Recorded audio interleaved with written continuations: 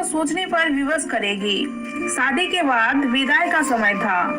नेहा अपनी माँ से मिलने के बाद अपने पिता से लिपट कर रो रही थी।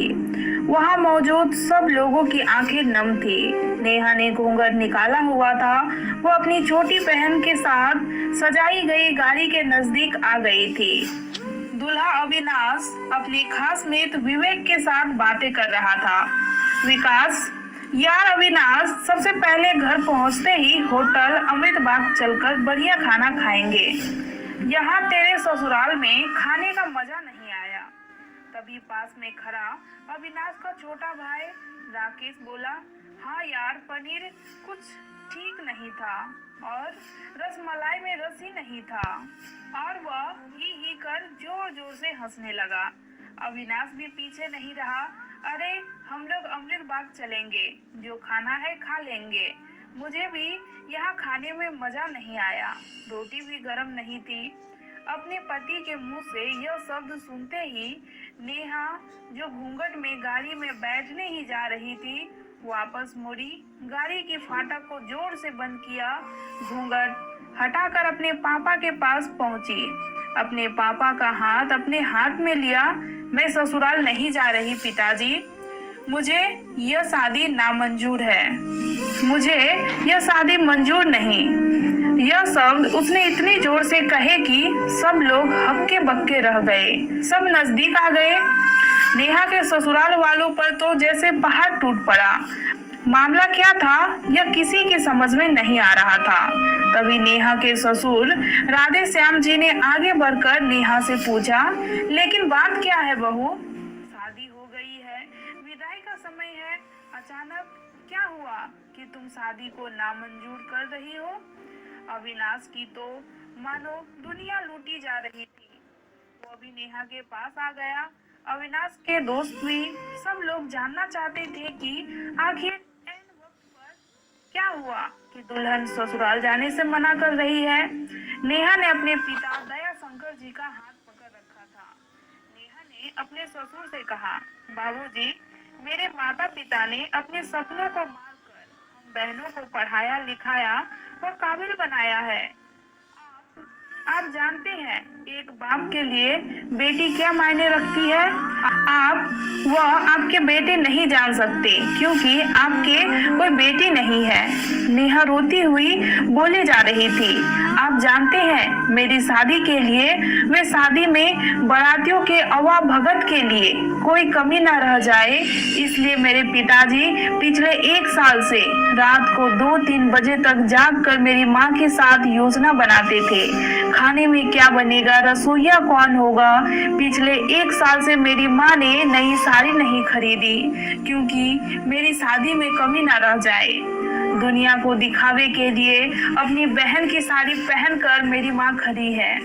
मेरे पिता की इस 150 रुपए की नई शर्ट के पीछे बनियान में 100 छेदे हैं। मेरे माता पिता ने इतने सपनों को मारा होगा, ना अच्छा खाया ना अच्छा पिया, बस एक ही ख्वाहिश थी कि मेरी शादी में कोई कमी ना रह जाए। आपके पुत्रों को रोटी ठंडी लगी, उनके दोस्तों को पनीर में गड़बड़ लगी, वह मेरे देवर को रसमलाई में रस नहीं मिला। इनका खिलखिलाकर हंसना मेरे पिता के अभिमान को ठेस पहुंचाने के समान है। नेहा हाँफ रही थी।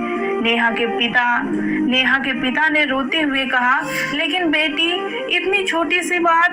नेहा ने उनकी बात बीच में काटी, यह छोटी सी बात नहीं है पिताजी। मेरे पति को मेरे पिता की इज्जत नहीं। रोटी क्या आपने बनाई? रसमलाई, पनीर, यह सब कैटरर्स का काम है।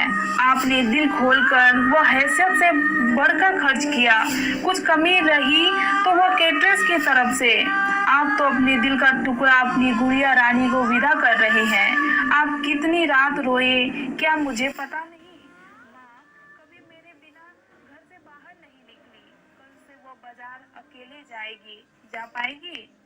जो लोग पत्नी या बहू लेने आई हैं, वो खाने में कमियां निकाल रहे हैं। मुझ में कोई कमी आपने नहीं रखी। यह बात इनकी समझ में नहीं आई। दया शंकर जी ने नेहा के सर पर हाथ फिराया। अरे पगली, बात का बतंगर बना रही है। मुझे तुझ पर गर्व है कि तू मेरी बेटी है। लेकिन बेटा, इन्हें माफ कर दे। तुझे मेरी कसम, शांत हो जा। तभी अविनाश ने आकर दयाशंकर जी के हाथ पकड़ लिए। मुझे माफ कर दीजिए बाबूजी, मुझसे गलती हो गई। मैं उसका गला बैठ गया था, रो पड़ा था वो। तभी राधे श्याम जी ने आगे बढ़कर नेहा के सर पर हाथ रखा। मैं तो बहू लेने आया था, लेकिन ईश्वर बहुत कृपालु है। उसने मुझे बेटी दे दी और बेटी की अहमियत भी समझा दी। मुझे ईश्वर ने बेटी नहीं दी, शायद इसलिए कि तेरी जैसी बेटी मेरे नसीब में थी। अब बेटी, इन नालायकों को माफ कर दे। मैं हाथ जोड़ता हूँ तेरे सामने।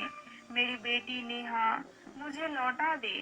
और दयाशंकर जी ने सचमुच हाथ जोड़ दिए थे और नेहा के सामने सर झुका दिए। नेहा ने अपने ससुर के हाथ पकड़ लिए। बाबूजी, राधे श्याम जी ने कहा। बाबूजी नहीं, पिताजी। नेहा भी भावुक होकर राधे श्याम जी से लिपट गई थी। दयाशंकर जी ऐसी बेटी पाकर गौरव की अनुभूति कर रहे थे। नेहा अब राजी खुशी अपने ससुराल रवाना हो गई थी। पीछे छोड़ गई थी आंसुओं से भीगी अपनी माँ पिताजी की आंखें, अपने पिता का वो आंगन जिस पर कल तक वो चहकती थी। आज से इस आंगन की चिड़िया उड़ गई थी किसी दूर प्रदेश में और किसी पेड़ पर अपना घरौंदा बनाएगी।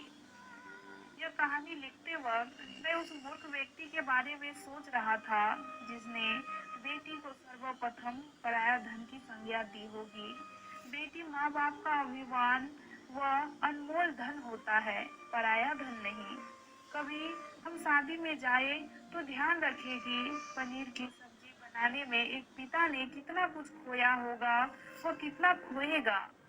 आप अपना आंगन उजाड़ कर दूसरे के आंगन को महकाना कोई छोटी बात नहीं। खाने में कमियां ना निकाले। बेटी की शादी में बनने वाले पनीर, रोटी या रसमलाई पकाने में उतना समय लगता है जितनी लड़की की उम्र होती है।